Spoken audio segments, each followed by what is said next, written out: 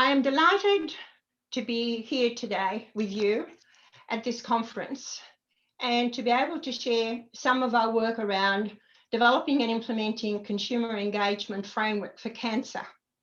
And I'd like to point out our little tagline, which says, consumer engagement is everybody's business, which is a great reminder for all of us at all times when we're working with consumers. So let me start by saying, who is we? And I'd like to share with you a little bit around the Cancer Consumer Advisory Committee, a committee that was established around about 6 years ago. And I was the inaugural and independent chair of the Cancer Consumer Advisory Committee, which works with the Victorian Comprehensive Cancer Centre, the VCCC as we call it. Now, the Victorian Comprehensive Cancer Centre has 10 alliance members, and it's made up of health services, research, and educational institutions. The Cancer Consumer Advisory Committee is one of 3 board committees of the VCCC, and it reports directly to the board. It represents the VCCC members' community advisory committees, or equivalent, because not every member has a community advisory committee, because in Victoria, community advisory committees for health services are a requirement by legislation according to the Victorian Act. We have been very active participants across all of the VCCC levels, programs, working groups, and activity. And we have also been participating in the development and implementation of the VCCC strategic plan. This is the second round of development of the VCCC strategic plan.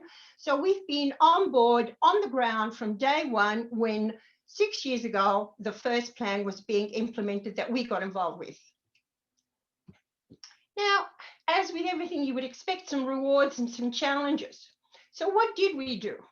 Well, one of the things that we thought was critical was engaging early with all of the stakeholders. You have to come in on board early to ensure that people travel with you and you have transparency and you also have honesty and engagement in a meaningful way. We also thought it was very important that we play a role in influencing culture to ensure that we had effective engagement and participation. Culture sometimes can have barriers, as we all know, and therefore to try and find ways to expand that culture to be more inclusive. We also developed and implemented strategies around all of that engagement that I talked about, and we thought it was important that we allowed plenty of time to be able to develop that work in a meaningful way. But it's not enough to allow time. You also have to be looking at having the space so that you can have the voice. For example, having the voice when you're sitting in a committee or a forum where there is an agenda item identified for consumers, where there's that space where you can provide feedback and you can also take feedback back to the community, to your consumers. We worked really hard at having meaningful discussions around the value of consumers. And it might surprise you to know that it's not just around clinical research and educational stakeholders. Sometimes consumers themselves aren't sure about what it is that they bring in terms of value as a consumer voice. We also felt very, very, very committed to having small wins along the way, because it's important to be able to maintain that momentum, because you might have a vision that says we will achieve this in 3 years. But between here and there, you have to have those wins that keep you going, motivated and encouraged to keep performing and to keep providing those outputs and outcomes. So how did we do it? Well, first of all, it's very important to be inclusive, but also respectful of the expertise of our stakeholders. We expect to be respected and we expect to be included. Same thing would apply to any of the other stakeholders. It was critical to provide training opportunities for how best to work with consumers, because there's no point in being with researchers and others when you really haven't got the understanding and the language and the skills to participate in an effective way. So we provided that training. We did not make any assumptions, and we tried to equip our consumers to ensure they were effective participants. We provided different options of training for our consumers to make sure that they were trained up as consumers and increased their capacity to engage in diverse roles and opportunities.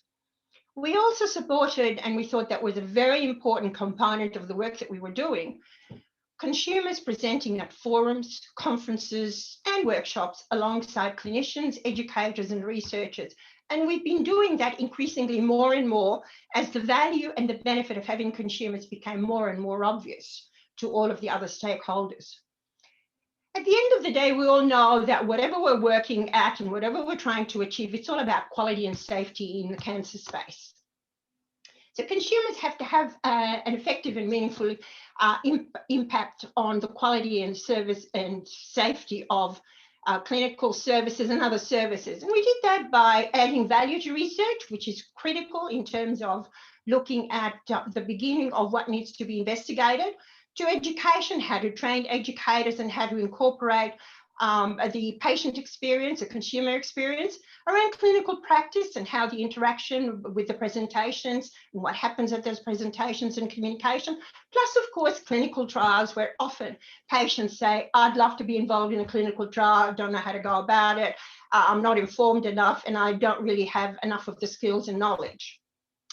We also thought that having input into the high-level cancer policy is a critical component of the work that we do, because we want to be able to influence policy in terms of developing the direction for the next 5 or 10 years.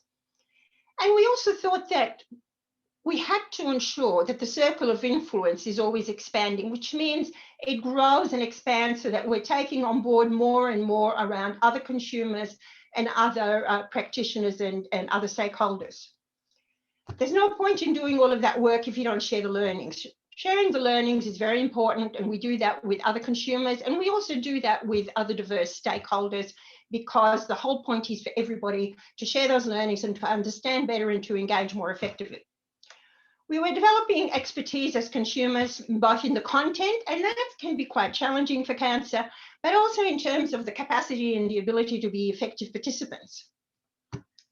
One of the most important things that often people talk about, and that is we want a consumer to come in and share lived experience. But we thought that transforming that lived experience into high-level participation and contribution is a very important element, because it is more than just what happened to me during my cancer journey. So we were able to try and develop those into qualities around training and around contribution. And what did the challenges show us? Well, it showed that we required more investment in training and support. It showed that incremental improvements can be at times very frustrating, because some people might feel we're not moving fast enough. Can we do more? We're not seeing enough traction. We're not seeing enough of a response. But at the end of the day, even if it's tiny, tiny, minute improvements, they incrementally grow, and you end up suddenly finding that you've influenced more people than you thought. Important to keep reinforcing our messaging, because sometimes it can be forgotten. We also have to manage the challenges that success can bring.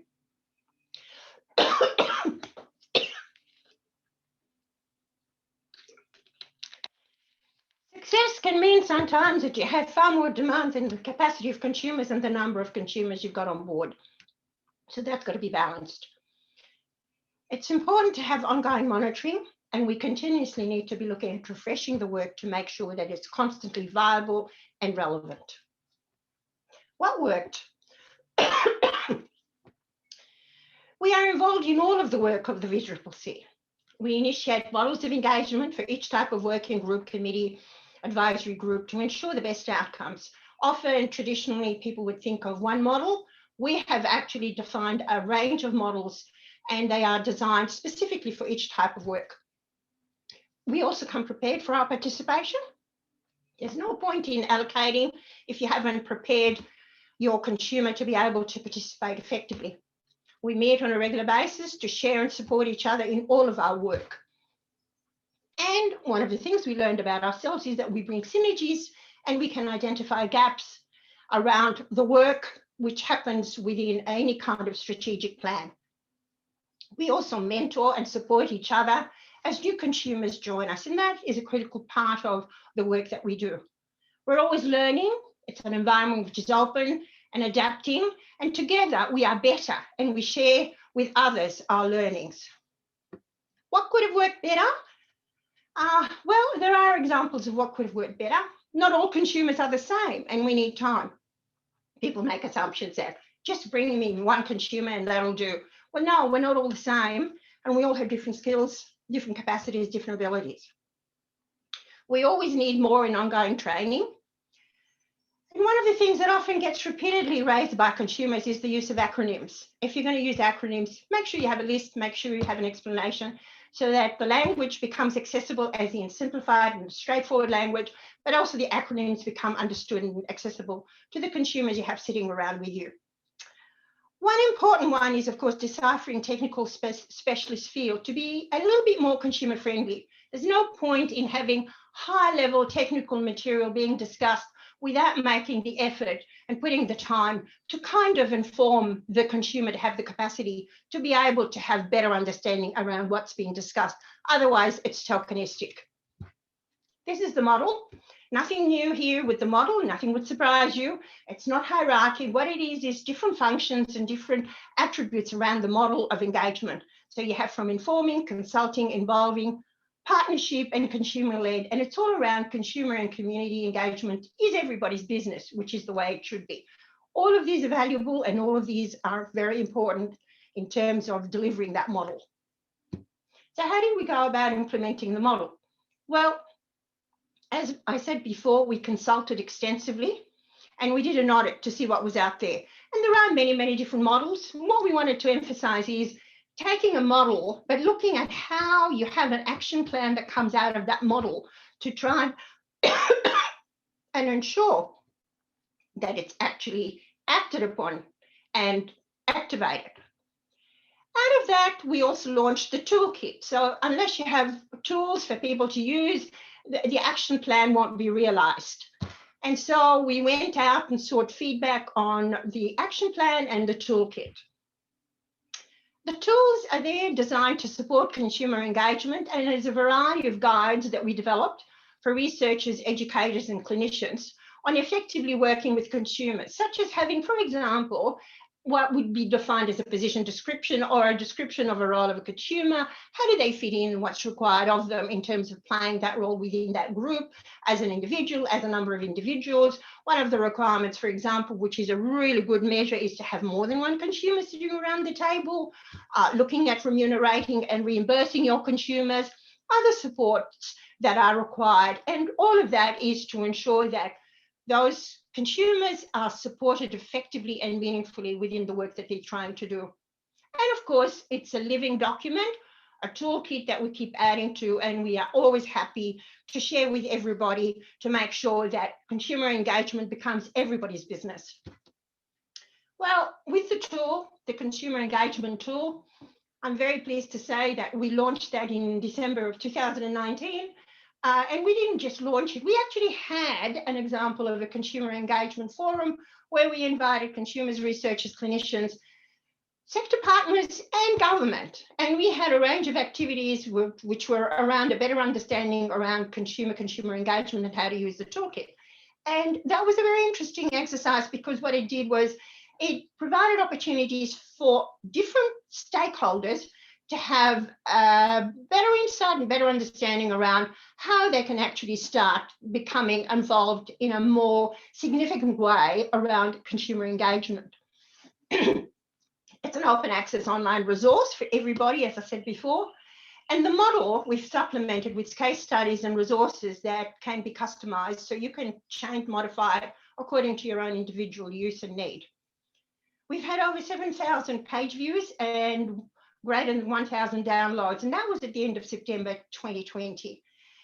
And I'm very proud and pleased to say that it was referenced in the Victorian Council Plan 2020 to 2024.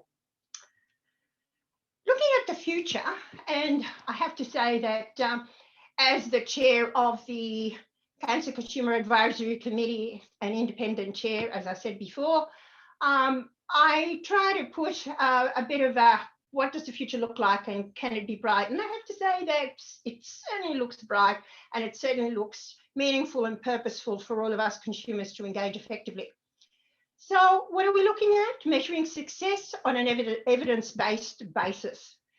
developing the right KPIs, both from a quantitative and a qualitative approach, and developing the right tools for tracking the outcomes and the impact. And that's bits of work that we're actually focusing on at the moment. What else can we expect? Well, I don't know. It's how long is a piece of string? At least 3 points that I'd like to share with you. And that is maybe more consumer-led research across all cancer streams. I mean, this is an example of a consumer-led piece of research that we've undertaken, and we're really proud of it. Creation of a Consumer Leadership Academy. Lots of people talk about different types of academies. How about a Consumer Leadership Academy?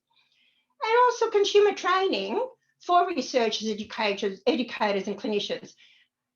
Consumers being seen as the trainers, not just someone who works and stands side by side, but actually running the whole of a module around how to work more effectively with researchers, educators, and clinicians. I leave you with this final question. Are we there yet? I think we're getting there, but we're not there yet, because this is a constant growing and expanding area where more and more specialization and development takes place.